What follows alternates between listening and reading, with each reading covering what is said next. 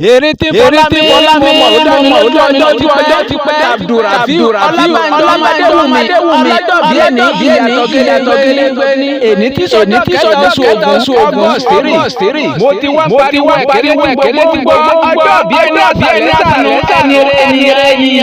Abdulrafiu Ọlábánjọ ọmọdéwùmí bí ẹni wọ́n pariwo wúre.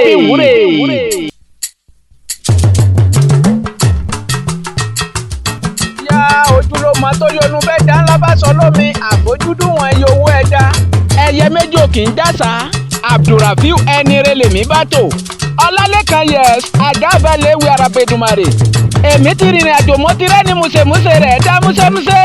Ẹni rẹ ènìyàn yìí láwùjọ ọmọ tó ṣe mú tọrọ ọmọ ènìyàn tó ṣe pèlè èèyàn.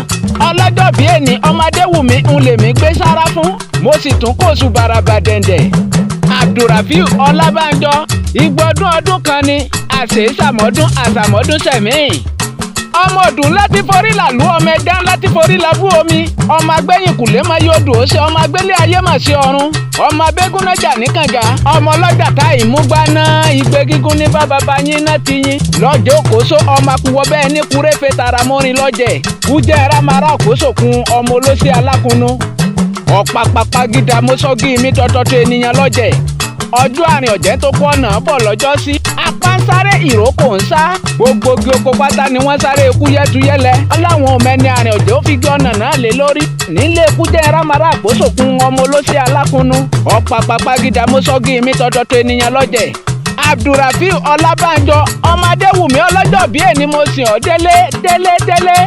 Èmi ti wá kérò lẹ́yìn mo kalẹ̀kùn ilé bàbá tó bí ọlọ́mọ akọni níporí akọni Ọlálọ́mí ìyẹ̀rú ọ̀kín ní ọmọ ọlọ́fà mẹ́jọ ọmọ abíṣújó kan ìjàkan tí wọ́n jà lọ́fà ó sojú ebè ó sì sojú poronú oko ìbá sojú ọlọ́kọ̀ ìbá lọ àwọn nílé agún lọ́fà nílé Ọlálọ́mí ọmọ gúnugún morí mo dáṣà kẹrù àkàlà morí mo dáṣà kẹ̀mbẹ̀kù ìyẹ̀rú ọ̀kín morí mo dáṣà là ńlápá ó sì rọra làmí mà jábí ó jinlẹ̀ lápá ọmọ abíṣu dára gbẹdẹ ọmọ péré láàrin ọkọ ògbúdọjọ kan tọkàn bá jọkàn lọ́fà nílé Ọlálọ́mí ọba ní kó wọn róró ẹ̀yin ló máa lukọ́sọ ọlọ́fẹ̀ẹ́ gbèje alubẹ̀bẹ̀ lọ́lọ́fẹ̀ẹ́ gbẹ̀fà alukérèdègé ọlọ́fẹ̀ẹ́ gbẹ̀ẹ́dógún ọmọ àgbàrá ṣe mẹ́ta ọ̀tọ̀ọ̀tọ̀ lọ́fà èyí tó sàn lọ́fà nílé Ọlálọ́mí ọmọ abíṣújó kan èkíní ní kí wọ́n mẹ́rin lápò òun ó dòkun èkejì ní kí wọ́n pàgbò fóun pò òun ó dọ̀sà ẹ̀kẹta ló ní kí wọ́n mú màlúù gbọlọ̀jọ̀ wá pò òun ó dagún lọ́fà nílé Ọlálọ́mí èyí apẹ̀rẹ̀ ńlá fún kódòkun kò lè dòkun èyí apàgbò fún kódọ̀sà bẹ́ẹ̀ ni ò lè dọ̀ èyí tá a mú màlúù bọ̀lọ̀jọ̀ fún ń ló dọ̀gbàgbá nílé agúnlọ́fà nílé Ọlálọ́mí ọmọ orúkọ ńlá ṣubú laro ọ̀pàkà lóhun bàtà ẹ̀yin ni ọmọ ìjà kókó mo bọ́dọ̀ fi dì mú ó dalẹ̀ mo sọjọ́ mu lọ kárin kése mo fẹ̀yìn ọmọbìnrin rọgbọdọ̀ rálẹ̀ nísàlẹ̀ ọ̀fà. Abdulrafiu Ọlábánjọ ọmọdéwùmí ẹ̀kíní tí mo gbọ́ pé wọ́n jà lọ́fà nílé baba tó bí yín lọ. Èmi kápọ́ mo kádà mo kọ́ta wẹ́wẹ̀wẹ́ mo kọ́dà sínú ìbọn mo sì fẹ́ tu tẹ́lẹ̀ akéègbè. Ọlálọ́mí ní kì í sóríjà bàbá tòun ní. Ìgbà tó tún délẹ̀ kejì ọ̀wẹ̀wẹ̀ tí mo gbọ́ pé wọ́n jà lọ́fà. Èmi ti kápọ́ mo kádà mo kọ́ta wẹ́wẹ̀wẹ́ mo kọ́dà sínú ìbọn mo bẹ́ tu tẹ́lẹ̀ akéègbè. Ìyẹ̀rú ọ̀kíní kì í sóríjà bàbá tòun. Ìgbà tó délẹ̀ kẹta ọ̀wẹ̀wẹ̀ tí mo gbọ́ pé wọ́n jà lọ́fà. Èmi kápọ́ mo kádà mo kọ́dà sínú ìbọn mo fẹ́ tu tẹ́lẹ̀ akéègbè.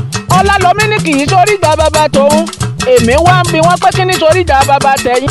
Wọ́n ń pé ìjà kókó mo bọ́dọ̀ fi dì mú ó dalẹ̀ mo sọjọ́ mu lọ kárin kése ọmọ ìjà katafiti lóró tọfà. Abdulrafiu orí yín ò ní burú ẹ ò ní fọdún yìí ṣàṣemọ ìgbọ̀dún ọdún kan ni ògbó atọ́kan gẹrẹ ẹ̀yin ò ní bá wọn ṣòwò tí ò lérè lórí ẹ ò ní fowó ajáde àpò lọ́lá wáìdù lókè ẹ ò ní fọwọ́ ṣiṣẹ́ kalẹ̀ láì jẹ ẹ ò ní lùgbàdì àìsàn ọlọ́jọ́ òbí ẹni ẹ ti sọdún yìí ẹ ó ṣe tẹ̀mí ìtayà tọmọ lọ́lá olúwọba ẹ ò ní rógun wàhálà. Mrs. Rafiu Adéwùmí aya rere nílé ọkọ ènìyàn yèèyàn pàtàkì aya lálùbáríkà ẹ kú tọ́jú ọlọ́jọ́ bí ẹni Madam Rafiu iṣẹ́ yín ò ní dìṣẹ́ lọ́lá wáìdù lókè ó pẹ́ bí mo ti ń kojú lówó aya rere èní kọ́ àsìkò yìí mo tó tún rìnrìn àjò ká lálùbáríkà aya rere nílé ọkọ ayọ̀ ọlọ́jọ́ bí ẹni ẹ̀dùn wò ẹ kú tọ́jú àwọn ọmọ ẹ kú bẹ́ẹ̀ ṣe ń tọ́jú ọkọ ẹ kú bẹ́ẹ̀ tí mú gbogbo ẹ̀dẹ́dùn mo wá gbàdúrà ẹ ò ní fojú sunkún olólùfẹ́ yín Mr. Rafiu èrè lóbìnrin jẹ́ láàbọ̀ ọjà ẹ̀mọ èyí dájú nílé ọkọ ẹ̀ ò jèrè yàtúrú ọlọ́jọ́ bí ẹni àwùsù bíláì mo ti pariwo kólúwọ́ bóyá yín yéṣù ó yá ẹ̀tẹ́ ti gbọ́ orúkọ eégún tí mo mọ̀ tó dájú ni pé bójú bá rí wọ́n pé ẹnu adákẹ́ èmi ti wá lagun mo pariwo pé mọ́sùmọ́tò sí lọ́rọ̀ tiwa ẹ̀jẹ̀ ń sọ. iléeṣẹ́ Mr. Rafiu ọmọdéwùmí ọlọ́jọ́bí ẹni gbogbo ènìyàn tá a bá ti dórílẹ̀ Ìgànmú Lagos State nílùú Èkó Badagry expressway ni ẹ ti ṣàyẹ̀wò sọ́dọ̀ tiwọn fẹ́ni wọn ní ẹ̀dọ́yìn bus stop gbogbo ẹni tó bá ti débẹ̀ ẹ béèrè fún Rufisco Cell Nigeria Enterprises ẹyẹ méjì ìjàsá àfínjú ni wọ́n yàtọ̀ fún rọ̀kùrọ̀kù. mo ti wá rí i pé torí bá kádùkájọ yọ̀ forí ló tọ́ ọmọdéwùmí ọjọ́ ìní bọ́ láyé tó bọ́ lálàáfíà ara long life and prosperity àṣẹ àṣàmọ́dún sẹ̀mí. ọmọdéwùmí olóhùn ló lóhun àgbàsàlẹ̀ lónìí ọ̀wù ìwọ ló ní irú òní gbà ó yá jó. ijó bíbí ire ni owó náírà ò lè rà láíláí. ọlọ́jọ́ bí dìde kójó ọpẹ́ ló yẹ dìde kójó.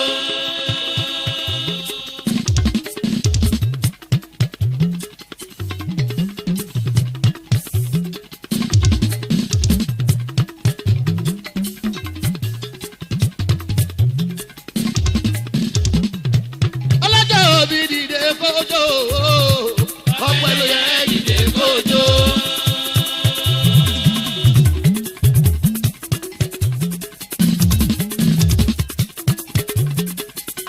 Golden age la wà láyé 50 years la wà láyọ̀ o.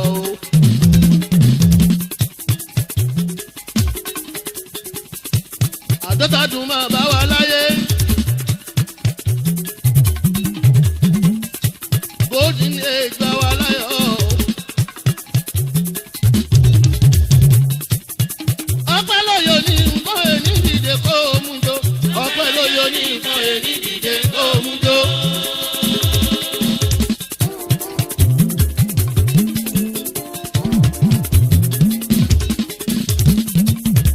ọpẹ́ lóyò ní nǹkan ẹni dìde kó o mú jọ. ọpẹ́ lóyò ní nǹkan ẹni dìde kó o mú jọ.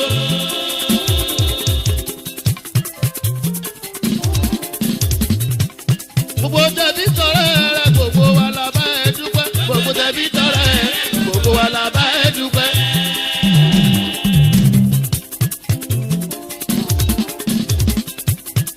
ẹ̀mí tó ṣe 50 o kí yóò ṣe 51 kí yóò ṣe 52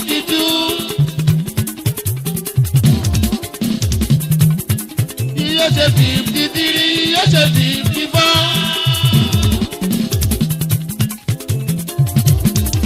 Yóò ṣe 55, yóò ṣe 56.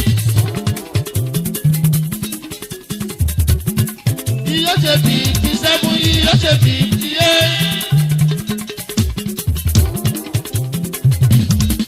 Yóò ṣe 59, yóò ṣe 60.